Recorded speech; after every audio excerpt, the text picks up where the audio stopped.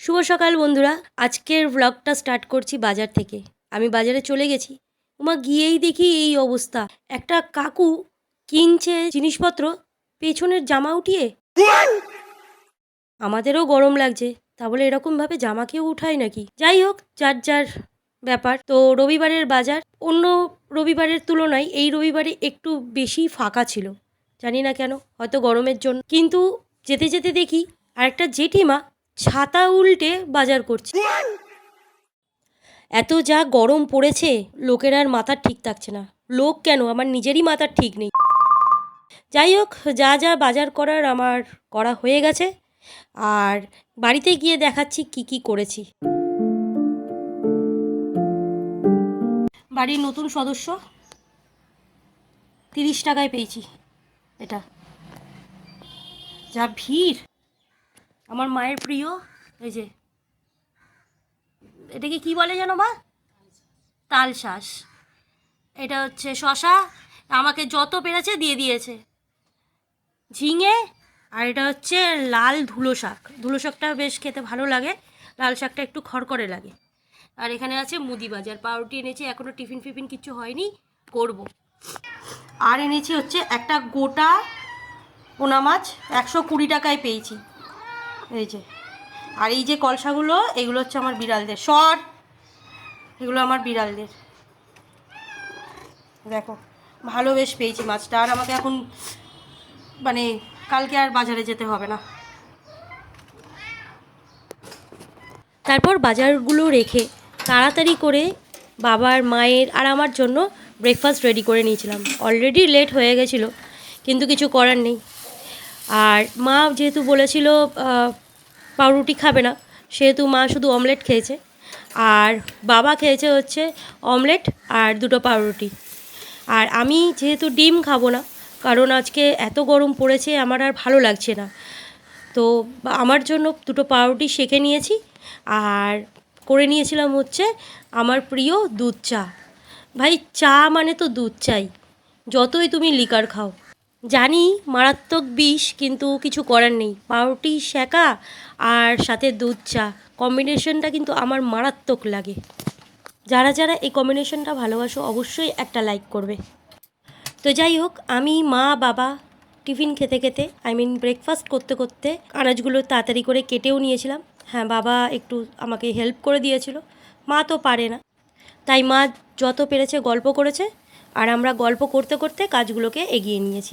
আমার মনে হয় জোগাড় করা থাকলে রান্না করতে কোনো অসুবিধাই হয় না, শুধু জোগাড়গুলোকে হাতের সামনে রেখে দিতে হবে। ব্রেকফাস্ট করতে করতেই আনাজগুলো কেটে নিচ্ছিলাম। সেটা হচ্ছে, এখানে ঝিঙে কেটেছি, আলু, পটল, লাল শাক আর একটু আলু কেটে নিয়েছি। এটা হবে আমার 1 পিস মাছের ঝোল হবে, কারণ আমি এই ঝিঙে আলু পটলের ঝোল খাই না। এইটা হবে মায়ের, আর বাবার। আর এটা হবে হচ্ছে লাল শাকটা হবে বাবার আলাদা আর আমাদের আলাদা। এটা রসুন ফোড়ন আর শুকনো লঙ্কা ফোড়ন দিয়ে করব। লাল শাকটা ধোয়া হয়ে গেছে অলরেডি, এই যে জল ঝরিয়ে রাখা হয়েছে। আর এইগুলো করব। এখানে একটুখানি রসুন কাটা বাকি আছে আর পেঁয়াজ কাটা বাকি আছে। এটা কাটা হয়ে গেলেই রান্নাগুলো বসিয়ে নেব। চলো একে একে করে নিই রান্নাগুলো।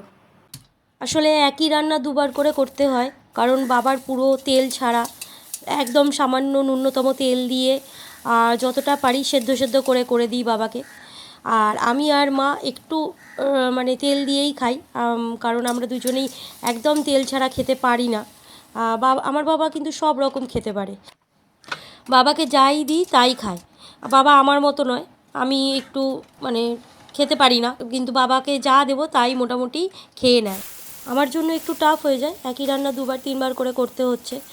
আর এই গরমেতে মারাত্মক ঘেমে যাই, আর তারপরে আর শরীর দেয় না, মাঝে সাঝে মাথাও ঘোরে। কিন্তু কিছু করার নেই, বাড়িতে 2জন অসুস্থ মানুষ, আমি যদি না সামলাই কে সামলাবে?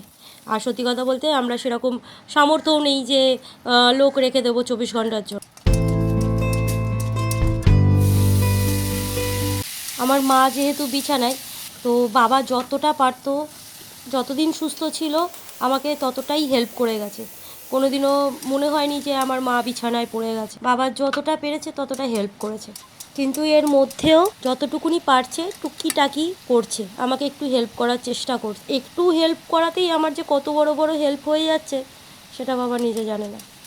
যাই হোক, এই ছিল, মানে বেশি হাবিজাবি রান্না করতে পারছি না এই গরমেতে। আর বাবা মা দুজনেই বলছে খেতে পারছি না, তো একদম পাতলা ঝোল করছি, ওই ঝোল দিয়েই খাওয়া হচ্ছে। এখানে ভাত গড় দিয়ে দিয়েছি, এর সাথে আছে হচ্ছে এই যে পাতলা ঝোল। টেস্টি হয়, খুব টেস্টি হয়, কিন্তু আনফর্চুনেটলি আমি খাই না ঝিঙে, তো এই ঝোলটা আমি খেতে পারবো না। এর সাথে আছে হচ্ছে বাবার একদম হালকা তেল দিয়ে লাল শাক, আর এটা হচ্ছে আমার আর মায়ের। শাকটা একটু বেশিই হয়ে গেছে, কিন্তু যাই হোক, যদি থাকে রেখে দেবো কালকের জন্য। আর এটা হচ্ছে আমার লাল লাল ঝোল। এই তেল কিন্তু বেশি দিইনি, অল্প দিয়েছি। হ্যাঁ, গুঁড়ো লঙ্কাটা একটু বেশি দিয়েছি। আমার এই ঘরোয়া ব্লগ দেখতে যদি ভালো লেগে থাকে তাহলে অবশ্যই আমি তোমাদের কাছ থেকে একটা লাইক চেয়ে নেব। আর সত্যি যদি তোমাদের পছন্দ হয় অবশ্যই সাবস্ক্রাইব করো। দেখা হচ্ছে নেক্সট ভিডিওতে। টিল দেন, টাটা, ভালো থেকো, সুস্থ থেকো।